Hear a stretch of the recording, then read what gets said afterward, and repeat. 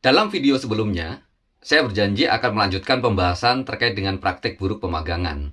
6 di antaranya sudah saya jabarkan, yaitu diminta membayar 3 juta agar bisa menjadi peserta pemagangan, yang dibutuhkan bukan keterampilan tapi uang sogokan, peserta pemagangan bekerja seperti layaknya pekerja, peserta pemagangan diwajibkan lembur dan bekerja pada malam hari, pemberian materi terkesan hanya basa-basi, dan di PHK serta dipekerjakan kembali sebagai peserta pemagangan. Itu 6 hal yang sudah saya jelaskan dalam video sebelumnya. Selain 6 permasalahan di atas, setidaknya saya mencatat masih ada 7 permasalahan yang lain. Yuk kita lanjutkan pembahasannya.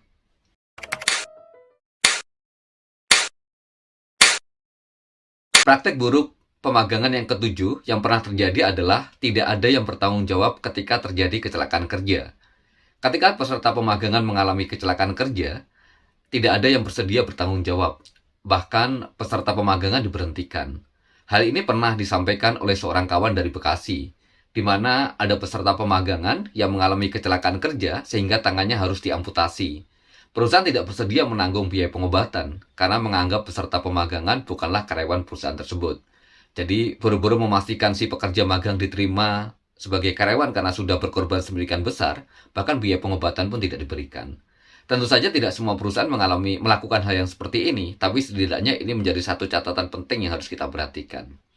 Yang kedelapan, daripada nganggur, akhirnya ikut magang lagi.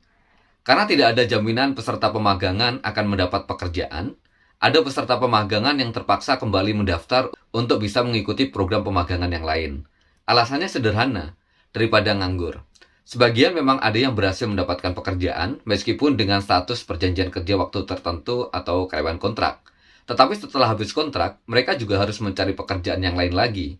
Jika tidak kunjung mendapatkan pekerjaan, bukan tidak mungkin mereka akan dengan terpaksa kembali mengikuti program pemagangan, meskipun hanya mendapatkan uang saku. Dalih daripada nganggur inilah yang mengkonfirmasi kepada kita bahwa problem yang mendasar adalah terletak pada ketersediaan lapangan kerja.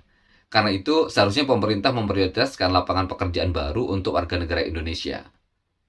Katakanlah kita membuka program pemagangan untuk 100 orang. Tetapi ketika lapangan pekerjaan yang tersedia adalah 70 orang, maka 30 yang lain pasti tidak akan terserap lapangan pekerjaan.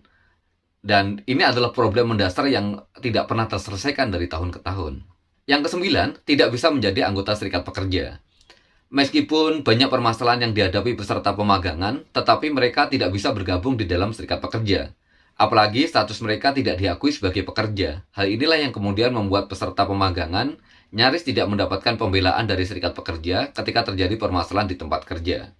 Akibatnya, ketika terjadi perselisihan, banyak dari mereka hanya bisa pasrah.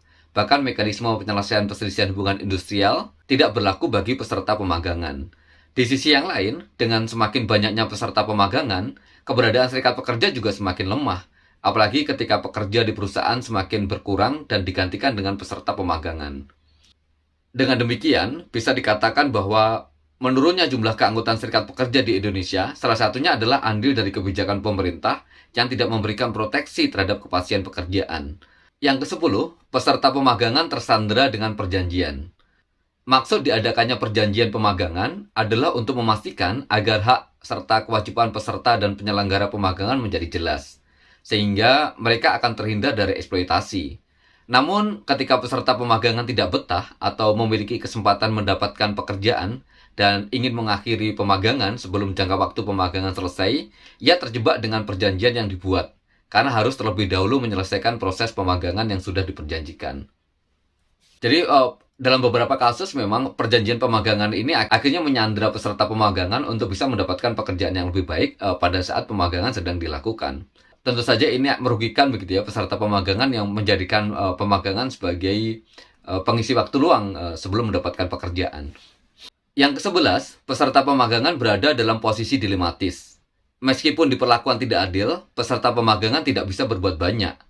Hal ini karena peserta pemagangan yang tidak memenuhi standar kompetensi yang telah ditentukan oleh perusahaan tidak berhak mendapatkan sertifikat pemagangan, tetapi hanya diberikan surat keterangan telah mengikuti pemagangan.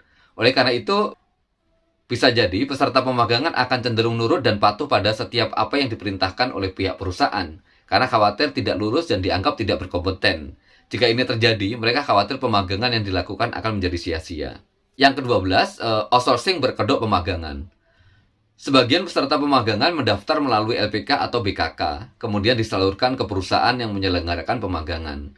Ini mirip seperti yang terjadi dalam praktik outsourcing yang melibatkan perusahaan penyalur tenaga kerja. Selain ada biaya administrasi yang harus dibayar di awal, ada laporan jika di beberapa perusahaan, uang saku peserta pemagangan juga dipotong oleh penyalurnya. Misalnya, mereka mendapatkan uang saku sebesar 80% dari UMK, tetapi peserta pemagangan hanya mendapatkan 60% karena yang 20% dipotong oleh lembaga yang menyalurkan pemagangan tersebut. Dan yang terakhir, perusahaan dipaksa menjalankan program pemagangan. Tahun 2019 misalnya, Kemenaker menargetkan jumlah peserta yang mengikuti program pelatihan kerja dan pemagangan sebanyak 1,4 juta orang. Ironisnya, untuk memenuhi target ini, perusahaan dipaksa begitu ya, dalam tanda kutip, untuk menjalankan program pemagangan.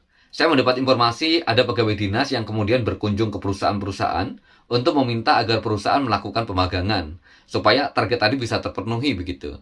Untuk melakukan langkah ini, perusahaan yang melakukan pemagangan bahkan diberikan insentif pajak.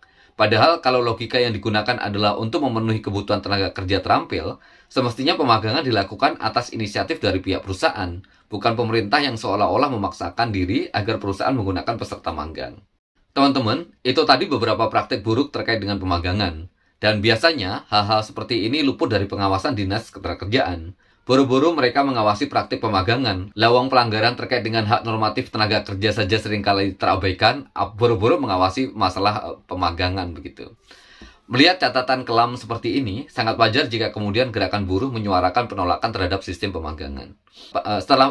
Setelah mendengar paparan terkait dengan ke-13 praktik buruk pemagangan, yang tentu saja ini tidak terjadi di semua perusahaan begitu, tapi kasus-kasus ini pernah ada, bagaimana pendapat teman-teman? Apakah kawan-kawan juga pernah melihat permasalahan yang sama? Yuk kita diskusikan di kolom komentar.